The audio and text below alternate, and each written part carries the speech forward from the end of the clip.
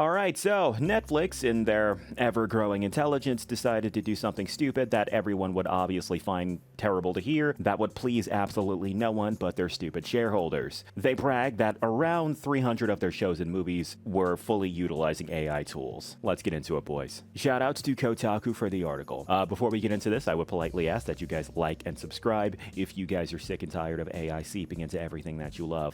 Here on this channel, I like to cover this stuff every single day, so if you guys are as tired of this stuff as I am, be sure to stick around. But yes, the article. As part of Netflix's second quarter earnings report, the streamer announced that it was integrating Gen AI into more of its productions, claiming that AI has been used in roughly 300 Netflix shows and movies in 2026 so far. On Thursday, Netflix shared a letter with its shareholders filled with information about how well the company was doing, how much money it was making, and so forth. It also dedicated a whole section of the letter to bragging about how Netflix is increasingly using AI tools in the production of its shows and movies, like The American Experiment and Brazil 70, A Saga do Tree. Obviously, I'm not going to be able to pronounce that correctly, don't at me. The company seems super excited about how these Gen AI tools will let it produce more content faster and cheaper than before. Yay! More slop! We are increasingly leveraging these tools to deliver high-quality output more quickly at a lower cost than traditional methods, said Netflix in the shareholder letter. In some cases, productions would have to leave out key shots and sequences in the absence of Gen AI technology. Netflix says that AI is now fully integrated into many different projects and is used from concept stage through pre-visualization, filming, and post-production.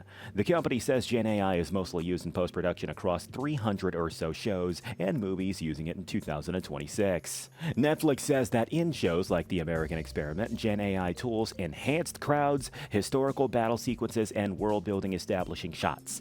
It also claims that productions would have had to leave out key shots and sequences in the absence of Gen AI technology. I'm not sure if it means this is because shots were literally impossible without AI, which I'm doubtful of, or because they would have cost too much and Netflix is in penny-pinching mode, which is way more believable. Either way, it's clear that Netflix is fully embracing AI to help it pump out more slop to keep subscribers paying more and more each month. AI is also working its way into the app itself, with Netflix explaining that it will use LLMs and AI to improve title discovery and better understand member preferences. The company also claims that AI will make search better too. What can't AI do? Well, be a profitable technology that actually provides accurate and consistent results without destructive data centers powering it all, for one thing. Or flooding TikTok with even more garbage slop than ever before. I say it like at least 3 times a week now. These goddamn corpos are constantly talking about how AI is improving everything, but so far all it's doing is just making slop easier to produce. All it's doing is just making it so that slop is easier to churn out so far. That is all it has effing done. And I'm telling you, I said this during the discussion of AI seeping into video games. Let me tell you what AI is doing in movies, because it's the exact same goddamn thing. What it's doing is, it is not making these productions more efficient. What it's doing is making them more easier to pump out with less quality control involved. That is what it is doing.